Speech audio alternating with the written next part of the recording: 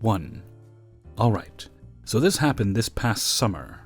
For context, I was working as a live-in nanny for 2 of my cousins, 8 male and 13 female, to help pay my tuition. My aunt bought us all pool passes, and since we are from a rural town, we went there pretty much every day.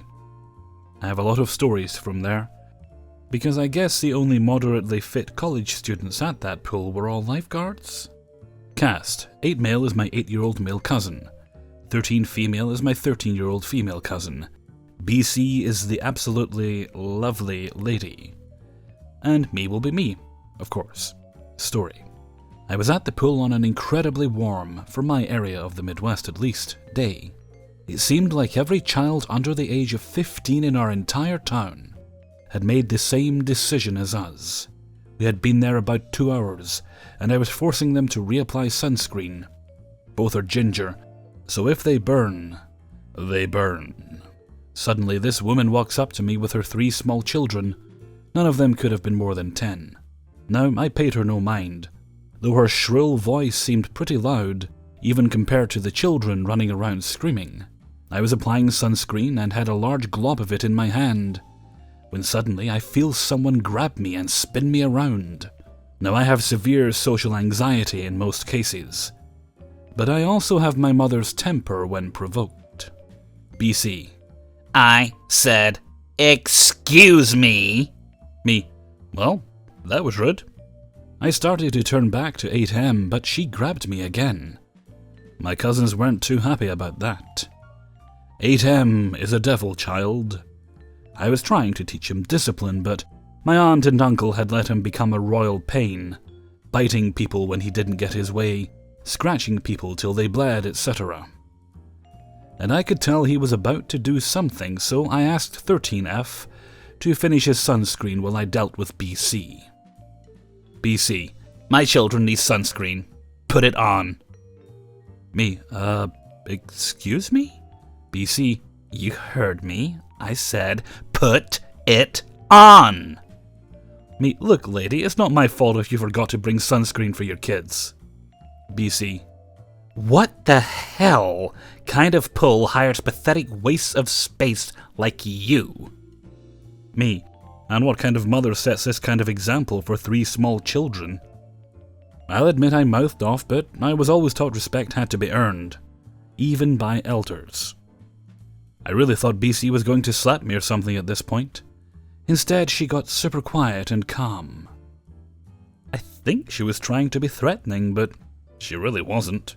BC: Okay, I'm going to give you one last chance.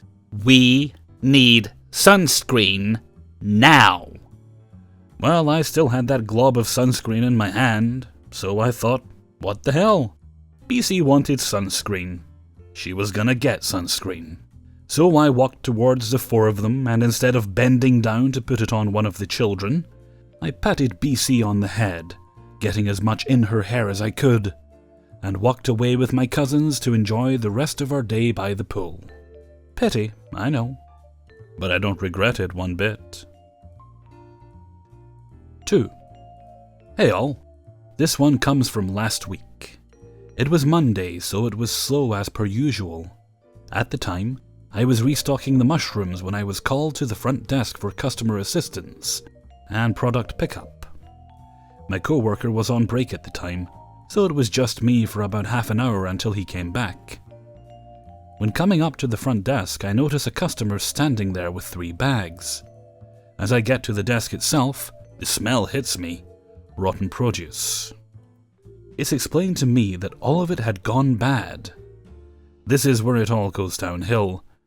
Me: hello, I'm really sorry about the poor quality of the items. I wish I knew what was up with them, but... Customer: So you don't know what's wrong with them? Have you been having this before? Me: unfortunately, yes. I'm really sorry about that. May I ask what you bought? Customer: 2 personal watermelons and 8 organic blueberries. I only have 6 of the berry containers, tossed the other 2. Me: well, I can take the containers back for counting. Customer: Could I get a refund? At this point, we called the manager up to deal with this, as I was in no position to do a refund. A minute or so later, a store manager comes up from the back room and begins to ask about the product, when he got it, the whole 9 yards. When asked when he purchased the products, he not only shot himself in the foot, but proceeded to saw his entire leg off. Customer: Well, I got them a week and a half ago. They were on my counter before I had to throw them out, and I pulled them out of the trash a couple days ago. I tried hard not to crack a smile. While the customer's facial expression remained largely annoyed, I could tell by the look in his eyes that he fucked up. He then produced a half-assed threat to never shop at our store again. Manager: Wait, you bought these a week and a half ago, threw them in the trash, then fished them out a couple days ago and decided to bring them in now? Customer: Yes, I would like a refund on them. Manager: Well, just by looking at this, I can tell it's over $40 worth of produce. So I'll need your receipt in order to confirm you bought them here. Customer: My receipt? No one ever told me I would need my receipt to make a return. And why would I try to give back produce from another store? I would never do something like that. Manager: I'm sure you wouldn't, sir. But we need to confirm that it is from here and not any other store. But we can take these for you now and throw them out. Customer: So you'll take them and not give me a refund? No, that's not gonna happen. I'll keep these. This is just ridiculous. Can I have corporate's number? My store manager gladly writes down corporate's number and his name in case they ask who gave him the number or something. The store manager then walks away, leaving me with this guy. I stood there and watched, trying to keep a straight face, waiting until he left or I was told. At this point, he calling corporate and waiting for someone to pick up. Customer to me: Can you believe this? It says he'll help me by taking them back, but won't give me a refund. Me: Customer: Think corporate will help me out? Me: I think they'll say the same thing. I then left to go back to my mushrooms and carry on with my day, telling the story to my coworker. Remember, kids, if you want a refund on something you bought, make sure you have the receipt. 3. Nothing too special here, just confusing. I love making cheap flower bouquets and fake succulent arrangements and find Dollar Tree has a decent selection for cheap. Different Dollar Trees in my city have different fake flowers, so I hit up a few around the city on my days off. On one day I went to 2 stores. I was wearing a black crop top, jeggings, and combat boots.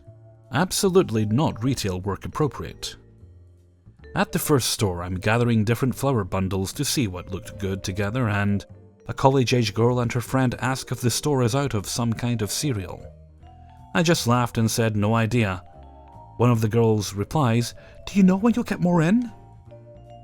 I'm confused and she asks, "Wait, do you work here?" She apologizes when I say no, and we go our separate ways. After checking out there, I went to a different Dollar Tree in another area of the city. Same outfit. A middle-aged woman is quietly following me around the store. When I finally acknowledge her, she asks if we sell phone chargers.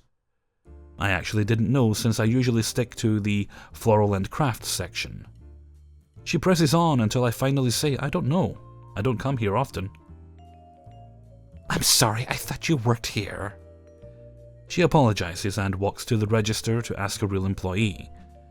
Today, about 2 weeks after my previous misidentifications, I go to a local Dollar Tree after work. My work requires navy scrubs, a far cry from the green shirt uniform of good old Dollar Tree. As I'm prowling the craft aisle with a basket full of foam, vases, glasses, string, and flowers, a grumpy older lady irately asks if we sold tablet cases. I tell her that I don't know, and she presses on, asking where they would be if they did. Again, I say I don't know. "Don't you stock your shelves?" "Yes, lady, I come in wearing scrubs to stock shelves at Dollar Tree." I told her I didn't work there and she sulks away to find someone else to pester. None of these encounters are juicy dramas, but the fact I was accused of working at Dollar Tree 3 times while wearing nothing that resembles Dollar Tree's uniform is confusing. Why would a Dollar Tree employee work in scrubs or a revealing crop top, jeggings, combat boot get-up, when all the others are wearing green polo shirts and khaki pants? I could understand if I was wearing a red shirt in Target, all black at Ulta, or business casual while carrying a lanyard or large set of keys. 4. Let me set a few things up first before I get into this specific story. I actually have way too many of these, so I might post them later. I'm a veterinary nurse. As I'm sure you can probably guess, it wouldn't be hard to tell what I do for a living if you saw me. I show up to work every day in scrubs, a name tag with the animal hospital's name and logo, a dosimeter badge on my chest, and a stethoscope around my neck. Occasionally, outside of my workplace, people mistake me for a human nurse, which, to be fair, is perfectly reasonable. However, the part where it gets confusing is I get mistaken for a retail worker almost every day. See, the animal hospital I work for is a notorious corporate chain, which is almost always housed by a very popular pet supply store. For the record, they're two entirely different companies, despite the fact they share a building. So, occasionally, throughout the day, if I have to take the hazmat to the loading dock for disposal or go to the public bathroom, our hospital does not have the luxury of having its own bathrooms, I get stopped all the time by shoppers who look at me and somehow assume I'm one of the shop clerks. Sometimes I'm able to help them out, but most of the time they either have a question I can't answer, or need me to do something I'm not authorized to do. So usually we have a polite but awkward exchange of, "I don't work here, sorry," and they go on to find someone who can help. One busy summer weekend, the hospital was swamped. We're talking 10 surgeries, 3 active doctors on duty, over 80 booked appointments. It was mayhem. Of course, it would be a day we were getting run ragged by the hectic schedule when the store clerk, who sold small pets, noticed one of her hamsters was very sick. So we of course told her to bring him over and we would see what we could do for him. Unfortunately, the little guy wound up having a pretty grim prognosis, and we weren't going to be able to save him. I tried to call the girl selling small pets to tell her the bad news, but she was swamped with customers and couldn't answer the phone. I felt bad because she genuinely seemed worried, and I didn't want to leave her wondering. So I told the doctor to hold off for a minute and decided to go over to the store area to tell her in person. I got to the small pets section of the store, trying to spot the same girl who brought the hamster over, but she seemed to be off somewhere else at the time. Enter Supermom. If you opened up a dictionary and looked for the word soccer mom, I guarantee you would find a picture of this lady in it. We're talking yoga pants that have never seen a gym, Crocs, the classic "let me speak to your manager" haircut, complete with 2 obnoxious whiny children running wildly around the store and bothering everyone. I guess I've been tuning her out for some time because the "excuse me, ma'am" I heard sounded like it had to have been the 10th one. I turned to look at her, looked around at everyone else near me, and pointed at myself. Me. Are you talking to me? Supermom. Finally. I've been trying to get your attention forever now. My son wants a guinea pig. Get one out for us. Me. Oh, sorry, ma'am. I'm a vet nurse. I don't work here. I'm actually looking for the girl who does, so if I see her, I can probably ask her to get one for you. Supermom. You look like you work here. I've been waiting to get a guinea pig for 20 minutes now. You're going to need to get one for me. At this point, I was starting to get uncomfortable. I'm a bit of a coward and not at all good at dealing with aggressive people. It's why I, like most of the people I work with, wound up in the veterinary field instead of general medicine. Me, I'm wearing scrubs and a stethoscope. I don't even have a key to the kennels, I'm sorry. I seriously can't get one out for you. Supermom. Oh my god, you're useless. I want to see your manager now. Finally descending from the crowd like a merciful angel from the heavens was the girl who brought me the hamster that morning. She looked like her day was going just about as crazy as mine was. Supermom. Excuse me, are you the manager? Store clerk. I'm in charge of the small pets department, yeah. What can I help you with today? Supermom. Your employee is being so disrespectful. I've been waiting around for 20 damn minutes trying to get a guinea pig for my son, and now she's trying to pretend like she don't even work here. The store clerk gave me a weird look and turned back to Supermom. Store clerk. She's a nurse at the animal hospital. I can get you a guinea pig in a minute if you like. What are you doing here anyway? Very much regretting my decision at this point, I now had to awkwardly stand there in front of Supermom and let the store clerk know that her hamster wasn't going to make it. Supermom had enough of us and stormed off in a random direction, and I'm glad to say I never saw or heard of her or her demon spawn again. The store clerk came back to the hospital with me to say goodbye to the poor hamster before we put him to rest. And even though it was sad, I'm glad she was able to get a chance to see him off. 5. This happened a couple of days ago. I work at a family-owned pharmacy that caters to elderly and disabled folk. We sell durable medical equipment in my department, scooters, wheelchairs, etc. My boss asked me to come into work that day to cover for another employee. I am a broke post-grad nugget, so I went in for overtime. I had no idea what I was in for when I walked in. About 2 hours into my shift, a tall customer, who looks like she is in her 70s, is escorted from the pharmacy at the back of the store into our department because she is having difficulty walking. We will call her Patricia. My co-worker will call her Teddy today. She is an 80-year-old, 5'3" badass. Assists this woman in sitting down on one of our scooters so they can look at canes and walkers together. Patricia. Oh, I had a scooter like this before, but I take it to the store down the street and then bring it back. This isn't too unusual. We're in a little strip mall type complex, and we encourage people to try out our equipment like this so they get what they want, and they don't return it. Teddy. Well, yes, but company policy would require me to take your card information until it was brought back. Note, this scooter is over $1,000. That Teddy is being this generous is awesome, but we're known for our customer service. Patricia. Oh, that's fine. She hands over her credit card and gives Teddy her umbrella and the cane she's planning on purchasing, and takes the scooter out. Teddy watches her leave the store before looking down at her card. Her mouth falls open. Me. What? Teddy. This is Patricia Glugs and Ralph's. Note, I have heard of this lady before, but I'm too new to have met her.